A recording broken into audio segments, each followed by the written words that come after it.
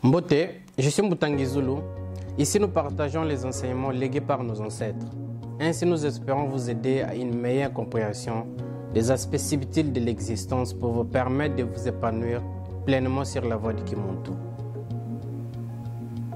Alors, pour entamer notre sujet du jour, permettez-moi de rendre hommage aux grands sages de notre communauté qui ont contribué à élever notre conscience morale et spirituelle.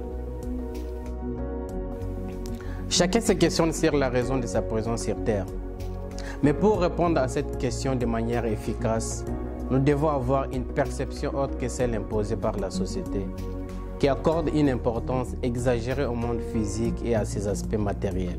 Cependant, quelles que soient nos croyances, nous sommes persuadés que si nous trouvons la raison de notre incarnation dans cette vie, elle nous aidera à trouver l'apaisement et à donner plus de sens à notre vie.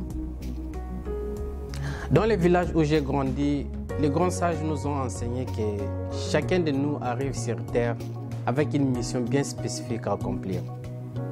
Pour y parvenir, le monde divin accorde 3 chances à chacun de nous.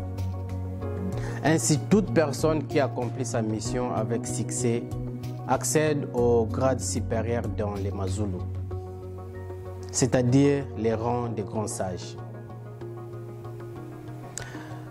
D'une manière générale, notre tradition ancestrale dit que toute naissance est la renaissance d'un ancêtre.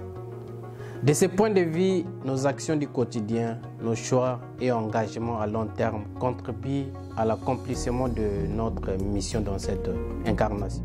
Comment reconnaître sa mission de vie? C'est très simple. Si vous ressentez un profond besoin de vous diriger vers une activité qui répond à votre besoin de paix intérieure, c'est sans doute là se trouve votre mission de vie. La mission de vie est en lien avec un don ou des talents que vous possédez de manière innée, mais que peut-être vous avez négligé jusqu'ici. Donc, trouvez l'activité pour laquelle vous êtes doué, qui correspond le plus à votre épanouissement. Soyez à l'écoute de vos aspirations et voyez celles qui reviennent le plus souvent dans votre esprit. Lorsque vous aurez trouvé l'activité qui correspond le plus à votre confort intérieur, vivez-la pleinement, investissez-y le meilleur de vous-même. Et peu importe l'ampleur de votre mission, elle doit servir à votre bien-être et aussi à la cause commune. Maintenant que vous connaissez l'importance qu'il y a à accomplir sa mission de vie, ne tardez pas et laissez vos dons s'exprimer pour votre bien-être et celui de votre communauté.